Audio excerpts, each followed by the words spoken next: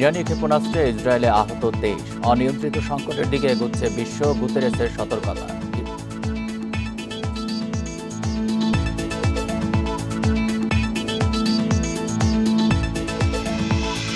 ভোটের দিনক্ষণ চূড়ান্ত হলে ফিরবেন তারেক রহমান, প্রয়োজনীয় সংস্কারের পর প্রস্তুত গুলশানের বাড়ি।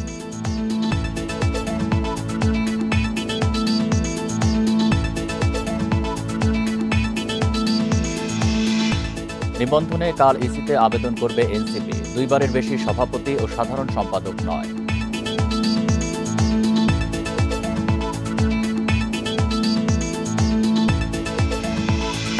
উচ্চ মূল্যস্ফীতির প্রভাবে সাধারণ মানুষের হিমশিম, জীবনযাত্রার ব্যয় বাড়ার আশঙ্কা বিশ্লেষকদের।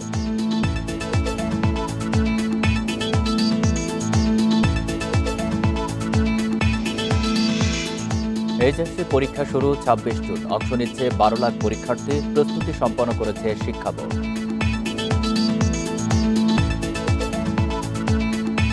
স্বাগত ইন্ডিপেন্ডেন্ট সংবাদে, আপনাদের সাথে আছি আমি আলী আশরাফ। শুনছিলেন শিরোনাম, যাচ্ছি পুরো খবরে। ইরান ও ইসরায়েলের সংঘাতের ৮ম দিনেও ব্যাপক ক্ষেপণাস্ত্র হামলা চালিয়েছে দুপক্ষ। হামলা হয়েছে তেহরানের একটি পারমাণবিক গবেষণা কেন্দ্রে। ইরানের সামরিক স্থাপনাগুলো লক্ষ্য করে অন্তত ৭টি হামলা চালিয়েছে আইডিএফ। এদিকে জেরুজালেম সহ ইসরায়েলের বিভিন্ন শহরে ইরানের ক্ষেপণাস্ত্র হামলায় বেশ কয়েকটি স্থাপনা ক্ষতিগ্রস্ত হয়েছে। এর মধ্যে হাইফায় আহত ২৩ জন। শুক্রবারও একে অপরকে লক্ষ্য করে দফায় দফায় ক্ষেপণাস্ত্র হামলা চালিয়েছে ইরান ও ইসরায়েল। ইরানের শাসন ব্যবস্থা অস্থিতিশীল করতে দেশটিতে বিমান হামলা জোরদারের জন্য আইডিএফকে নির্দেশ দিয়েছেন ইসরায়েলের প্রতিরক্ষামন্ত্রী কাতস। শুক্রবার তেহরানের একটি পারমাণবিক গবেষণা কেন্দ্রে হামলা চালিয়েছে আইডিএফ। এদিন ইরানের মধ্য ও পশ্চিমাঞ্চলের সামরিক স্থাপনাগুলো লক্ষ্য করে অন্তত ৬০টি হামলা চালানো হয়েছে বলে জানিয়েছে ইসরায়েলি বাহিনী। আর ইরানের ক্ষেপণাস্ত্র হামলায় ইসরায়েলের বিভিন্ন শহরে বিস্ফোরণের শব্দ শোনা গেছে। হামলা ঠেকাতে সেখানে আকাশ প্রতিরক্ষা ব্যবস্থা চালু করা হয়েছে। হাইফা শহরে আহত হয়েছেন বেশ কয়েকজন। বিশ্বসেবা শহরে ক্ষতিগ্রস্ত বেশ কটি আবাসিক ভবন, অফিস ও শিল্প স্থাপনা। এছাড়া একটি ক্ষেপণাস্ত্র জেরুজালেমেও আঘাত হেনেছে বলে জানায় ইসরায়েলের সংবাদ মাধ্যম। এদিকে ইসরায়েলি আগ্রাসন বন্ধের আগে যুক্তরাষ্ট্রের সঙ্গে পারমাণবিক কর্মসূচি নিয়ে আলোচনার কোনো সুযোগ নেই বলে জানিয়েছেন ইরানের পররাষ্ট্রমন্ত্রী আব্বাস আরাকচি। অন্যদিকে ইসরায়েল ও ইরানের সংঘাতে সাধারণ নাগরিক এবং বেসামরিক অবকাঠামোর ওপর হামলা বন্ধের আহ্বান জানিয়েছেন ফ্রান্সের প্রেসিডেন্ট ইমানুয়েল ম্যাক্রো। ইরান যেন পারমাণবিক কর্মসূচি চালিয়ে যেতে না পারে তা নিশ্চিতে আন্তর্জাতিক পারমাণবিক শক্তি সংস্থাকে অবশ্যই ব্যবস্থা নিতে হবে বলেও মন্তব্য করেন তিনি। এদিকে তেল আবিবে আটকে পড়া ব্রিটিশ নাগরিকদের ফিরিয়ে নিতে ইসরায়েলি কর্তৃপক্ষের সঙ্গে কাজ করছে বলে জানিয়েছে যুক্তরাজ্য সরকার। Nadia Tabassum, Independent News. Iran ইসরায়েলে চলমান সংঘাত নিয়ে আলোচনা করেছে জাতিসংঘ নিরাপত্তা পরিষদের সদস্যরা। এই সংঘাত বিশ্বকে নিয়ন্ত্রণহীন সংকটের দিকে নিয়ে যাচ্ছে বলে সতর্ক করেছেন জাতিসংঘের মহাসচিব আন্তোনিও গুতেরেস। ইরান বারবার পারমাণবিক অস্ত্র তৈরির কথা অস্বীকার করলেও আস্থার ঘাটতির কারণে সংঘাত বাড়ছে বলে জানান তিনি। তাই সব পক্ষকে আলোচনায় বসতে আহ্বান জানান গুতেরেস। ইরানের বেসামরিক নাগরিকদের উপর হামলা চালিয়ে ইসরায়েল আন্তর্জাতিক আইনের গুরুতর লঙ্ঘন করেছে বলে বৈঠকে অভিযোগ করেন জাতিসংঘে ইরানের রাষ্ট্রদূত আমির সাইদ ইরাভানি। ইসরায়েলের বিরুদ্ধে ব্যবস্থা নিতে নিরাপত্তা পরিষদের সদস্যদের প্রতি আহ্বান জানান তিনি।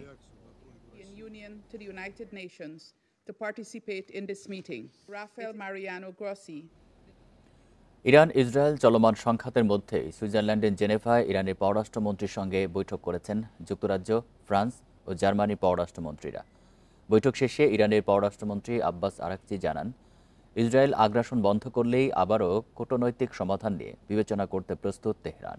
তবে ইরানের চালানো অপরাধের জন্য ইসরায়েলকে জবাবদিহি করতে হবে বলেও জানান তিনি। আরাকচি বলেন, ইরানের পারমাণবিক কর্মসূচি শান্তিপূর্ণ এবং এর উপর আক্রমণ আন্তর্জাতিক আইনের লঙ্ঘন। তাই তেহরান আত্মরক্ষার বৈধ অধিকার প্রয়োগ অব্যাহত রাখবে। শুক্রবারের বৈঠকে ইরান ইসরায়েলের সংঘাত বন্ধের কূটনৈতিক সমাধান নিয়ে আলোচনা করে সব পক্ষ। এদিন ইরানের রাষ্ট্রীয় গণমাধ্যম ইরনা জানিয়েছে, জেনেভার আলোচনায় ইরানের পররাষ্ট্রমন্ত্রীর সাথে ইউরোপীয় পররাষ্ট্রমন্ত্রীদের গুরুত্বপূর্ণ আলোচনা হয়েছে।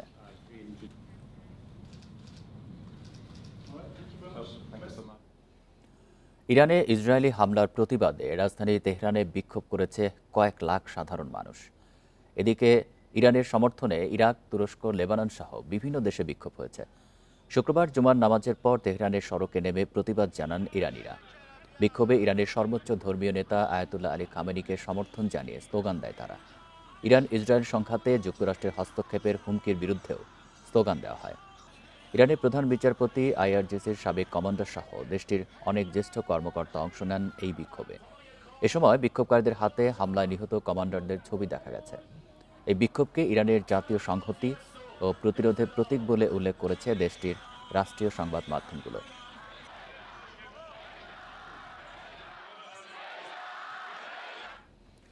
শিগগির ইরান ফিলিস্তিনে ইসরায়েলের হামলা বন্ধের দাবি জানিয়েছে খেলাফত মজলিস সহ বিভিন্ন ইসলামিক ও রাজনৈতিক সংগঠন। শুক্রবার বাদ জুমা রাজধানীতে আয়োজিত সমাবেশে সংগঠনের নেতারা বলেন, আন্তর্জাতিক নিয়ম লঙ্ঘন করে মার্কিন সহায়তায় ইসরায়েল হামলা চালাচ্ছে, যা মেনে নেওয়া যায় না। গত 13 জুন ইরানের রাজধানী তেহরানে বড় ধরনের হামলা চালায় ইসরায়েল। এই হামলায় নিহত হন ইরানের বেশ কয়েকজন শীর্ষ সেনা কর্মকর্তা। এর পাল্টা হিসেবে ইরান 13 জুন গভীর রাতে তেল আবিব ও জেরুজালেমের দিকে একাধিক ক্ষেপণাস্ত্র নিক্ষেপ করে। কোনো ধরনের কারণ ছাড়াই ইরানে হামলার নিন্দা জানায় বিশ্বের বিভিন্ন দেশ। এরই ধারাবাহিকতায় শুক্রবার রাজধানীর বাইতুল মুকাররম ও টিএসসিতে প্রতিবাদ ও বিক্ষোভ সমাবেশের আয়োজন করে খেলাফত মজলিস, ইসলামিক ঐক্য আন্দোলন এবং শান্তি ও ঐক্যকামী বিশ্ব নাগরিক। মুসলিম বিশ্বের শাসকরা এগুলো চুপ করে আছে। সোচ্চার হন, ঐক্যবদ্ধতার মোকাবেলা করুন। যদি ইসরায়েলকে আক্রমণকে প্রতিহত করা না যায়, তাহলে আপনারা আরব বিশ্বের কেউ থাকতে পারবেন না। মুসলিম বিশ্বকে আহ্বান জানাবে, আর হানাহানি নয়, বিভেদ নয়, ঐক্যবদ্ধভাবে ইসরায়েলের বিরুদ্ধে প্রতিবাদ প্রতিরোধ আন্দোলন গড়ে তোলে পৃথিবীর নাম মিশনা থেকে ইসরায়েলকে মুছে দিতে হবে। প্রতিবাদ ও বিক্ষোভ মিছিলে অংশ নিয়ে সংগঠনের কর্মীরা ইরানের ওপর হামলা বন্ধের দাবি জানিয়ে ইসরায়েলের সমালোচনা করেন।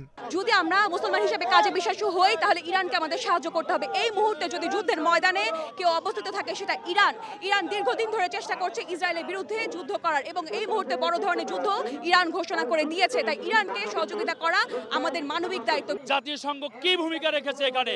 আজকে বছরের পর বছর নিরীহ ফিলিস্তিনিদেরকে নিষ্পেষিত করছে। ইসরায়েলি হামলায় মার্কিন সরকারের সমর্থনের তীব্র নিন্দা জানান সংগঠনের নেতারা। তারা জাতিসংঘকে একটি অকার্যকর সংগঠন হিসেবে আখ্যা দেন।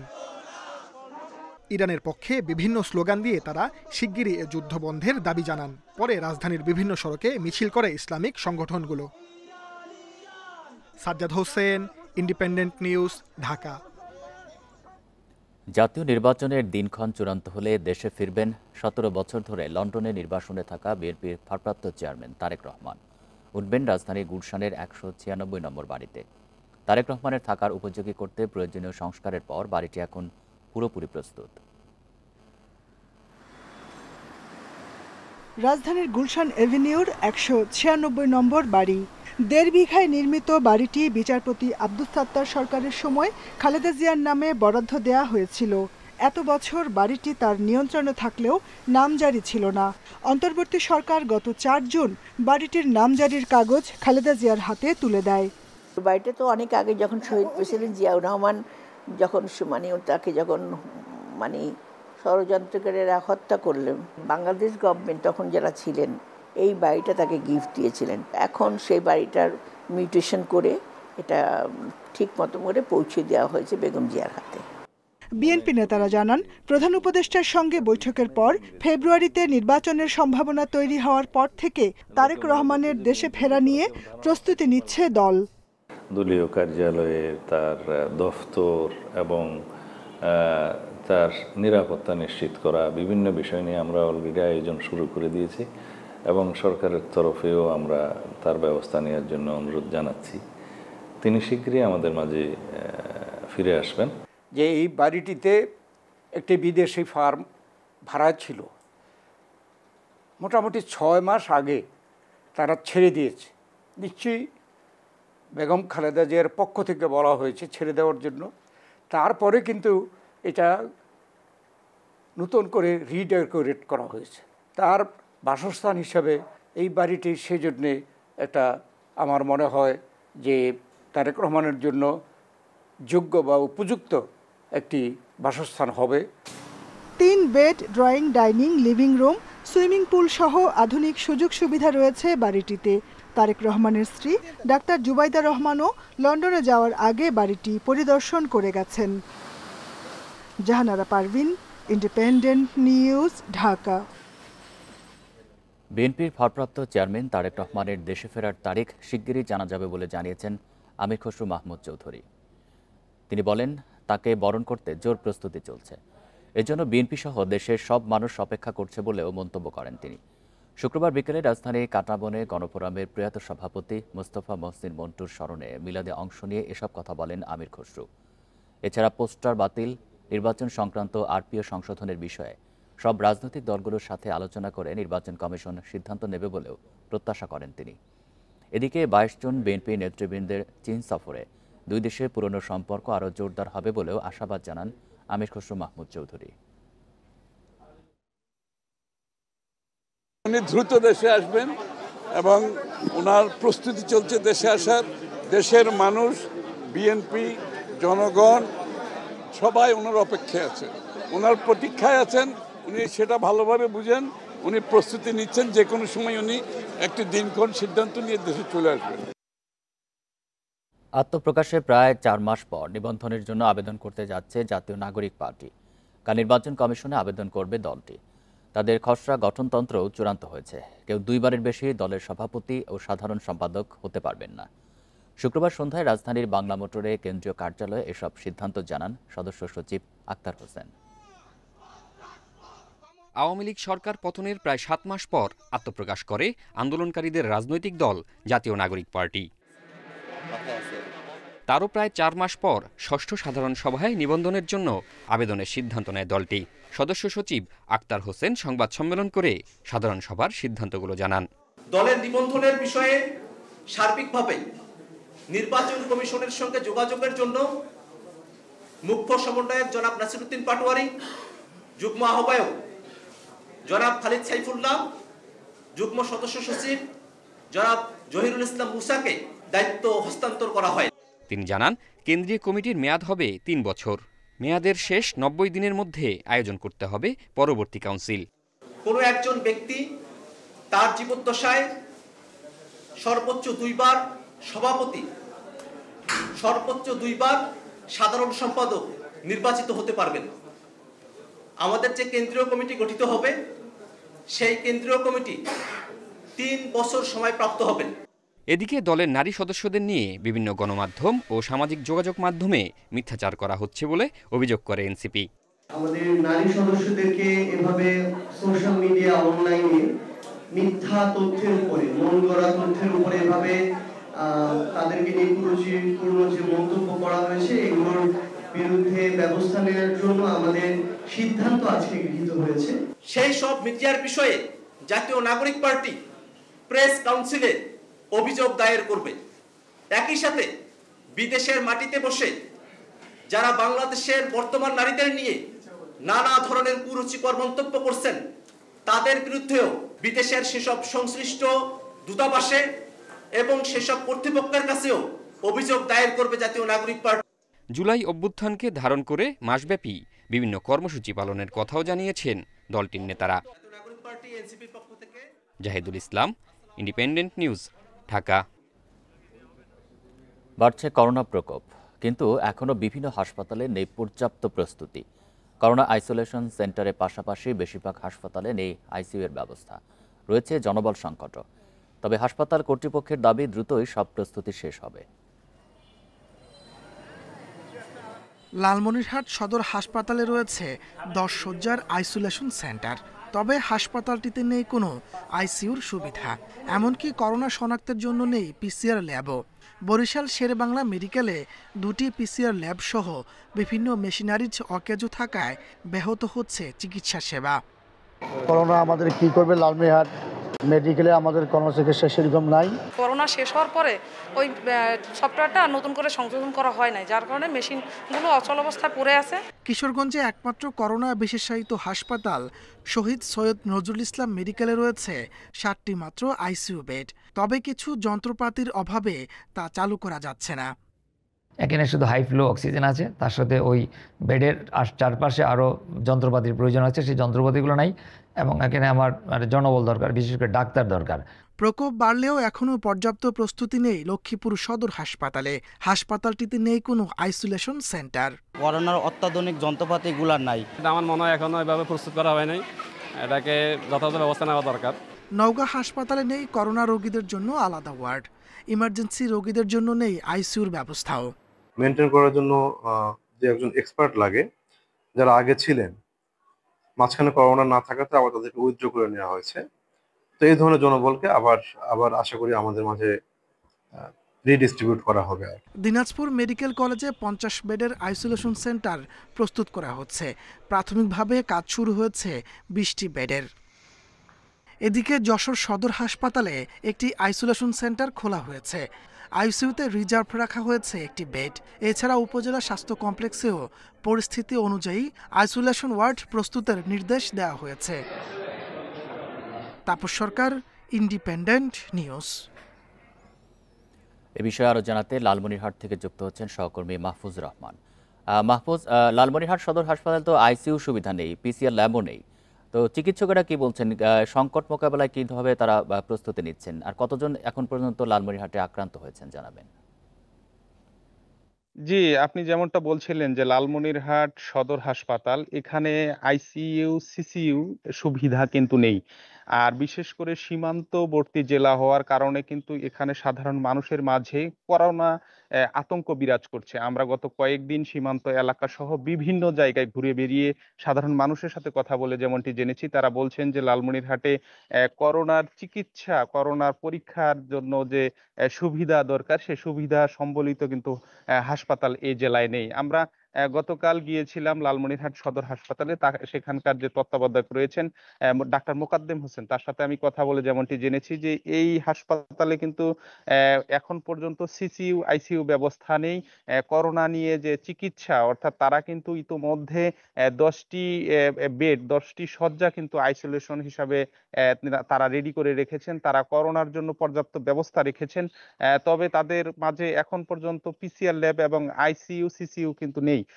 আমরা সাধারণ মানুষের সাথে কথা বলে যেমনটি জেনেছি, তারা বলছেন যে করোনা যে ধেয়ে আসছে বা করোনার প্রকোপ বৃদ্ধি পাবে, পার্শ্ববর্তী ভারতে করোনার প্রকোপ বৃদ্ধি পাওয়ার কারণে কিন্তু সীমান্তবর্তী জেলা হওয়ায় কিন্তু এখানকার মানুষ এর মাঝে আতঙ্ক বিরাজ করছে। আপনি জানেন যে কিছুদিন আগে এই লালমনিরহাট সীমান্ত দিয়ে ভারত থেকে অনেককেই পুশিং করা হয়েছে বিএসএফ এর পক্ষ থেকে। তাদেরকে কোনো ধরনের আইসোলেশন রাখা সহ করোনা টেস্ট ছাড়াই কিন্তু বাংলাদেশের অভ্যন্তরে প্রবেশ করায় কিন্তু এখানে যে সাধারণ মানুষ আছেন তাদের মাঝে আতঙ্ক বিরাজ করছে। তো আমরা দেখেছি যে সীমান্ত জেলা হওয়া সত্ত্বেও কিন্তু এখানে করোনার যে ভারত থেকে যারা আসছেন তাদের করোনা টেস্ট করা হচ্ছে না, এবং হাসপাতালগুলোতে এখানে যে করোনা টেস্ট সহ অন্যান্য সুযোগ সুবিধা দরকার সেগুলো কিন্তু এখানে না থাকার কারণে তাদের মাঝে আতঙ্ক বিরাজ করছে। আরেকটি বিষয় আপনাকে জানাই যে এখানকার মানুষ, সাধারণ মানুষ, তারা পিসিআর ল্যাব সহ অন্যান্য সুযোগ সুবিধার দাবি জানিয়েছেন। তো এই ছিল লালমনিরহাট থেকে করোনার এবং লালমনিরহাট সদর হাসপাতালের সর্বশেষ পরিস্থিতি। লালমনিরহাট থেকে জানাচ্ছেন সহকর্মী মাহফুজ রহমান। এইচএসসি ও সমমানের পরীক্ষা শুরু 26 জুন থেকে। এবার অংশ নিচ্ছে 12 লাখ পরীক্ষার্থী। সব ধরনের প্রস্তুতি সম্পন্ন করেছে শিক্ষা বোর্ড। কোনো এলাকায় প্রাকৃতিক দুর্যোগ হলে শুধু সেই বোর্ডের পরীক্ষা স্থগিত হবে, স্বাভাবিক নিয়মে চলবে অন্য সব বোর্ডের পরীক্ষা, একথা জানিয়েছে শিক্ষা মন্ত্রণালয়। স্বাভাবিক শিক্ষাসূচি অনুযায়ী এপ্রিলে অনুষ্ঠিত হয় এইচএসসি পরীক্ষা, কিন্তু করোনার কারণে 2020 সাল থেকে এলোমেলো হয়ে গেছে সেই সূচি। এবার এইচএসসি পরীক্ষা শুরু হচ্ছে 26 জুন থেকে।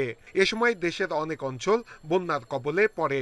এজন্য শিক্ষা বোর্ড বলছে যে অঞ্চলে বন্যা হবে শুধু সেখানেই পরীক্ষা স্থগিত হবে, অন্য বোর্ডের পরীক্ষা চলবে স্বাভাবিকভাবেই।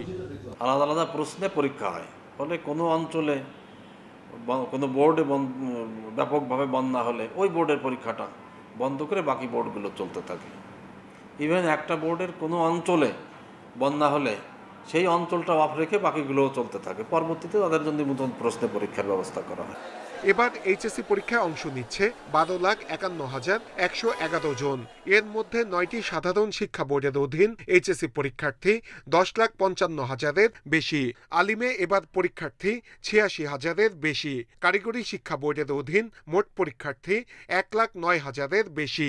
2,797টি কেন্দ্রে নেওয়া হবে পরীক্ষা। প্রশ্ন আউটের খবর নেই, ইভেন প্রশ্ন আউটের গুজবও নেই। অন্যান্য বছর তো মিডিয়া ফেসবুকে ভাসতে থাকতো এই প্রশ্ন সেই প্রশ্ন, এবার তাও নেই। তা আশা করি এইচএসসিতে আমরা তার চেয়ে ভালোভাবে আরও করতে পারবো। পরীক্ষার সময় প্রশ্ন ফাঁস সহ কোনো গুজবে কান না দেওয়ার আহ্বান শিক্ষকদের, সেই সঙ্গে শিক্ষা বোর্ডকেও কঠোর ব্যবস্থা নেওয়ার আহ্বান তাদের। অনেক কথা অনেকে বলেছে, কিন্তু বাস্তবে কোনো ধরনের এরকম কোনো প্রমাণ কিন্তু কেউ দেখাতে পারেনি এবং প্রশ্ন ফাঁসের কোনো ঘটনা ঘটেনি। আমি মনে করি যে এই সামনের পরীক্ষাটা আরও ভালো হবে এবং সবাইকে বলবো যে কোনো গুজবে যেন কান না দেয়। করোনা সংক্রমণ রোধে কেন্দ্রে ঢোকার সময় পরীক্ষার্থী সহ সংশ্লিষ্ট সবার মাস্ক পরা বাধ্যতামূলক করে হ্যান্ড স্যানিটাইজার ব্যবহারের নির্দেশনা দিয়েছে শিক্ষা বোর্ড। নূরে আলম, ইন্ডিপেন্ডেন্ট নিউজ, ঢাকা। শাহজালাল বিজ্ঞান ও প্রযুক্তি বিশ্ববিদ্যালয়ের এক ছাত্রীকে অচেতন করে ধর্ষণ, ভিডিও ধারণ ও হুমকির ঘটনায় 2 ছাত্রকে গ্রেপ্তার করেছে পুলিশ। প্রায় 2 সপ্তাহ আগের ঘটনায় বৃহস্পতিবার রাতে মামলা দায়েরের পর অভিযুক্ত 2 ছাত্রকে গ্রেপ্তার করে পুলিশ। ধর্ষণের ঘটনায় অভিযুক্তদের ছাত্রত্ব বাতিল সহ শাস্তির দাবিতে ক্যাম্পাসে বিক্ষোভ করেছে সাধারণ শিক্ষার্থীরা। কোরবানির ঈদের আগে 2 বন্ধুর সাথে সিলেট শহরের রিকাবি বাজারে একটি কনসার্টে গিয়েছিলেন শাহজালাল বিজ্ঞান ও প্রযুক্তি বিশ্ববিদ্যালয়ের এক ছাত্রী। পরে তাকে চেতনানাশক ওষুধ খাইয়ে মেসে নিয়ে যান ওই 2 বন্ধু। সেখানে তাকে ধর্ষণের পর ভিডিও ধারণ করা হয়। এই ঘটনা প্রকাশ করলে সে ভিডিও ও ছবি প্রকাশের হুমকি দেওয়া হয় ওই ছাত্রীকে। অবশেষে বৃহস্পতিবার বিশ্ববিদ্যালয় প্রক্টর বরাবর লিখিত অভিযোগ করেন ধর্ষণের শিকার ওই ছাত্রী। রাতেই কোতোয়ালি থানায় 2 জনের নামসহ 5 জনকে আসামি করে মামলা দায়ের করেন তিনি। এরপরই বিশ্ববিদ্যালয় প্রশাসনের সহায়তায় অভিযুক্ত শান্ত তারা আদনান ও স্বাগত দাস পার্থকে গ্রেপ্তার করে পুলিশ। প্রশাসনের সহায়তায় তাদেরকে গ্রেপ্তার করিয়েছি। দুটোর মধ্যে আমরা ফৌজদারি মামলা কমপ্লিট করেছি। বিশ্ববিদ্যালয় কি শাস্তি দিতে পারি, কোন প্রক্রিয়ার শাস্তি দিতে পারি, সেটা নিয়ে আমরা আমাদের কাজ চলমান রয়েছে। ঘটনা জানাজানির পর ধর্ষণে অভিযুক্তদের ছাত্রত্ব বাতিল সহ ধর্ষণের সর্বোচ্চ শাস্তির দাবিতে ক্যাম্পাসে বিক্ষোভ করেন শিক্ষার্থীরা। ছাত্রত্ব আজীবনের জন্য বাতিল করতে হবে এবং আইনের মাধ্যমে তাদের সর্বোচ্চ শাস্তি নিশ্চিত করতে হবে। আমাদের ইউনিভার্সিটি প্রশাসন এবং সরকার যেন সর্বোচ্চ পর্যায়ে ওদেরকে করে, এবং আমাদের একটাই প্রত্যাশা দর্শক মুক্ত আমাদের সমাজ গঠিত হোক। আটকদের মধ্যে আদনান বৈষম্য বিরোধী আন্দোলনের সময় হামলার ঘটনায় একটি মামলার আসামি। Independent news. উচ্চ মূল্যস্ফীতির প্রভাবে যেখানে মানুষ হিমশিম খাচ্ছেন, সেখানে বাজেটে বাড়তি করের বোঝা মানুষকে নতুন করে চিন্তায় ফেলেছে। নিত্য প্রয়োজনীয় পণ্যের ভ্যাট হার বাড়িয়ে দেওয়ায় সংসার খরচ বাড়বে মধ্যবিত্তের। বিশ্লেষকেরা বলছেন, সরকার রাজস্ব আয় বাড়াতে গিয়ে আয়করের হার বাড়িয়েছেন, যার নেতিবাচক প্রভাব পড়বে মধ্যবিত্তের জীবনযাত্রায়। উচ্চ মূল্যস্ফীতি সত্ত্বেও 2024-25 অর্থবছরের ঘোষণা অনুযায়ী করমুক্ত আয়ের সীমা এবারও 3.5 লাখ টাকায় রেখেছেন অর্থ উপদেষ্টা।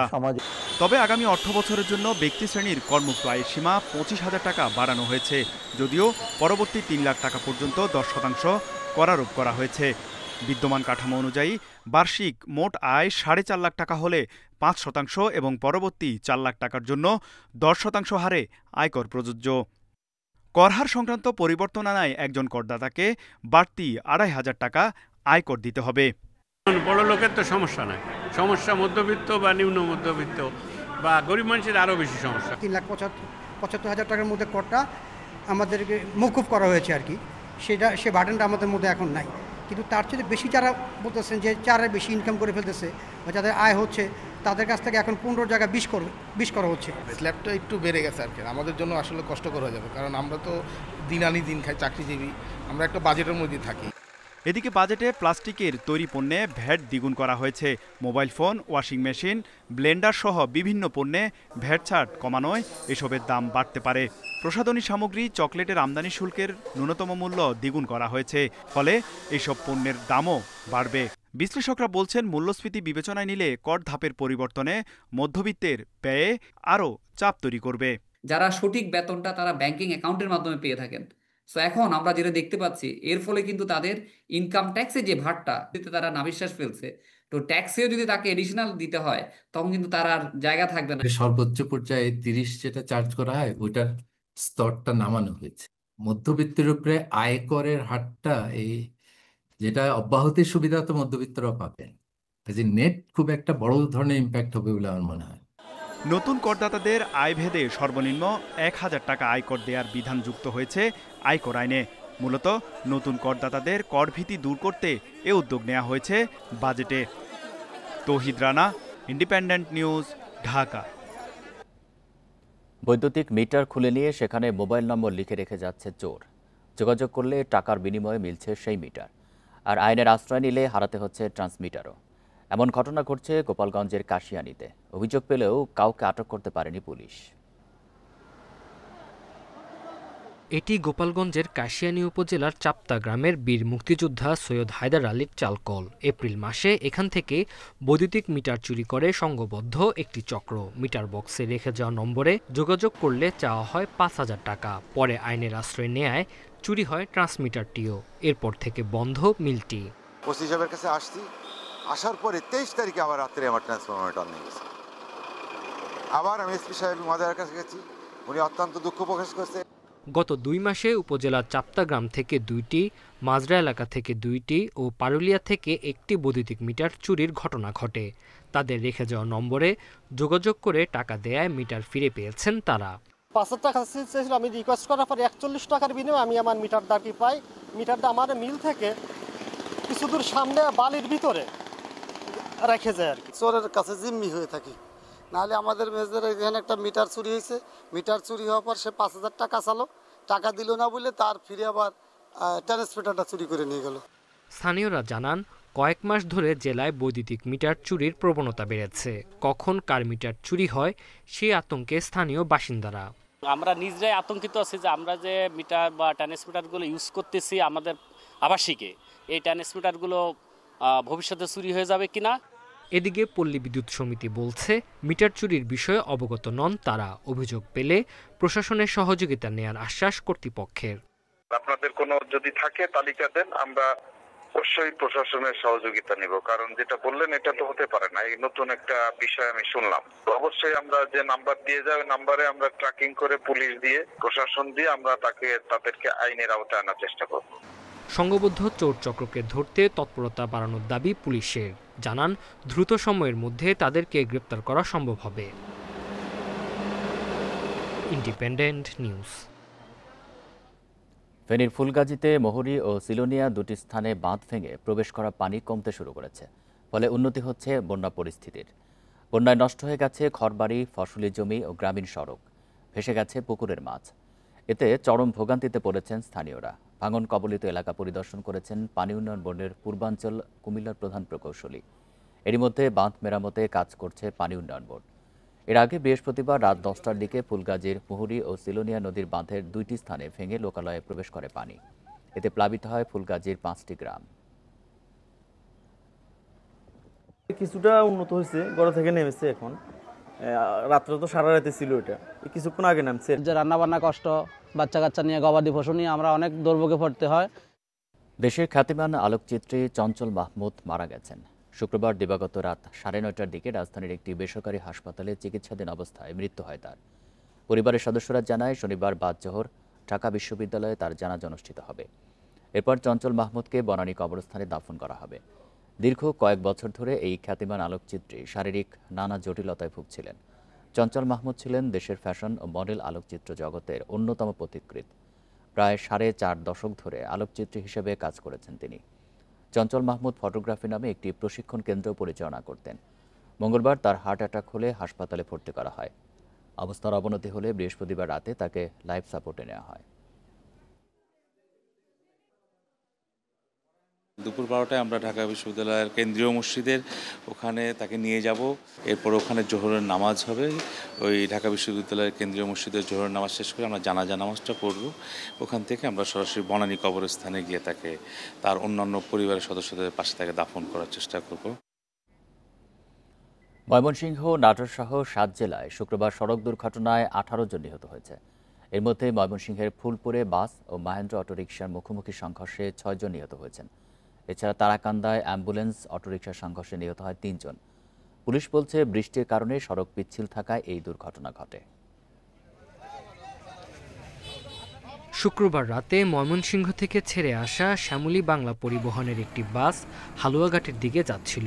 পথে কাজিয়াকান্দা এলাকায় পৌঁছালে বিপরীত দিক থেকে আসা মাহিন্দ্রার সঙ্গে সংঘর্ষ হয়। এতে ঘটনাস্থলে মারা যায় মাহিন্দ্রার 6 যাত্রী। খবর পেয়ে ফায়ার সার্ভিস কর্মীরা হতাহতদের উদ্ধার কার্যক্রম শুরু করে। আহত 5 জনকে উপজেলা স্বাস্থ্য কমপ্লেক্সে ভর্তি করা হয়েছে। শ্যামলী বাংলা গাড়িটা হালুয়াঘাট থেকে ঢাকার পথের উদ্দেশ্যে রওনা হয়েছিল, আর শ্যামলী গাড়িটা মাহেন্দ্র গাড়িটা ফুলপুর থেকে সম্ভবত হালুয়াঘাট যাবো আর কি। হালুয়াঘাট ফুলপুর, ঠিক আছে, আমি ঠিক আছে মেইন রোডের উপরে একটি বালুবাহী, ঠিক আছে, লরি গাড়ির জন্য, ঠিক আছে, মর্মান্তিক দুর্ঘটনা। দুর্ঘটনার পরই বিক্ষুব্ধ জনতা বাসটিতে আগুন ধরিয়ে দেয়। পুলিশ বলছে বৃষ্টির কারণে সড়ক পিচ্ছিল থাকায় ফুলপুরে ও তারাকান্দায় হতাহতের ঘটনা ঘটে। যতটুকু আমি জানছি যে চালক এবং হেল্পার বা বাসের যারা কর্মচারী সবাই বৃষ্টিপাতের কারণে হয়তো বা এই দুর্ঘটনা ঘটে থাকতে পারে, হয়তো বা ভিজিবিলিটি কম ছিল রাস্তায়, দুর্ঘটনা ঘটে। এদিকে নাটোরে যাত্রীবাহী বাস ও সিএনজির মুখোমুখি সংঘর্ষে 4 জন নিহত হয়েছেন, আহত হয়েছেন 2 জন।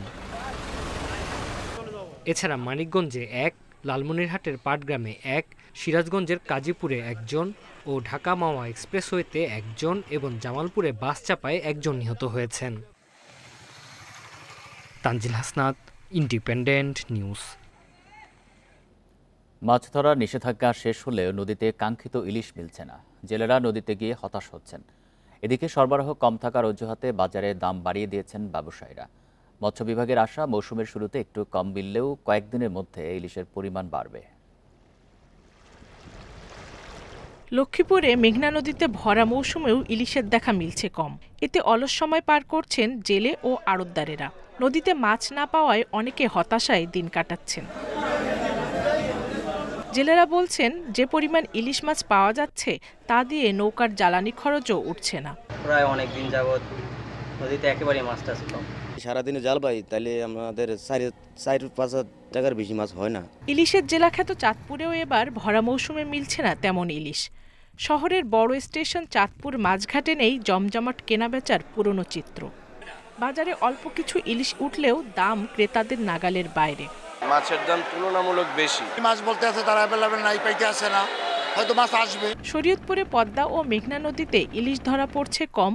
এছাড়া দাম বেশি হওয়ায় অনেক ক্রেতাই কিনতে না পেরে হতাশ হয়ে ফিরে যাচ্ছেন বলে জানালেন ব্যবসায়ীরা। নদীতে যদি মাছ ভরপুর থাকে, জেলে যদি মাছ বেশি পায়, অটোমেটিক দাম কমতে থাকে। এখন আমদানি অনেক কম, এখন ডেইলি একটা গাড়ি 40-50 মণ মাছ মৎস্য বিভাগ বলছে নদীতে নাব্যতা সংকট, ডুবোচরের কারণে ইলিশ চলাচল বাধা সৃষ্টি হচ্ছে। তবে বৃষ্টি বেশি হলে এবং পানি প্রবাহ বাড়লে ইলিশ ধরার পরিমাণ বাড়তে পারে। নদীর নাব্যতা কমে গেছে, পলি বাড়তেছে, পাশাপাশি হচ্ছে যে আপনার অক্সিজেনের ঘাটতি হচ্ছে। এই বিষয়গুলো একটা গুরুত্বপূর্ণ বিষয় এখন আস্তে আস্তে সময়ের সাথে সাথে বাড়তেছে। তবে ইলিশের প্রাচুর্যতা আমরা আশা করতেছি হচ্ছে যে পূর্ণ বর্ষাকালে অর্থাৎ জুলাই থেকে অক্টোবরের মধ্যে মোটামুটি আরও প্রাচুর্যতা বাড়বে। এদিকে ইলিশ কম পাওয়ায় হতাশ বরিশালের জেলেরাও। এবার আকার ভেদে 2000 থেকে 3500 টাকা কেজি দরে বিক্রি হচ্ছে ইলিশ, যা গত বছর ছিল 1200 থেকে 1500 টাকা। জুলিকা পারভিন, ইন্ডিপেন্ডেন্ট নিউজ। এ বিষয়ে আরো জানাতে লক্ষ্মীপুর থেকে যুক্ত হচ্ছেন সহকর্মী আব্বাস হোসেন। আব্বাস, এখন তো ইলিশের মৌসুম, কিন্তু পর্যাপ্ত ইলিশ পাওয়া যাচ্ছে না কেন? মৎস্য বিভাগ কি বলছে?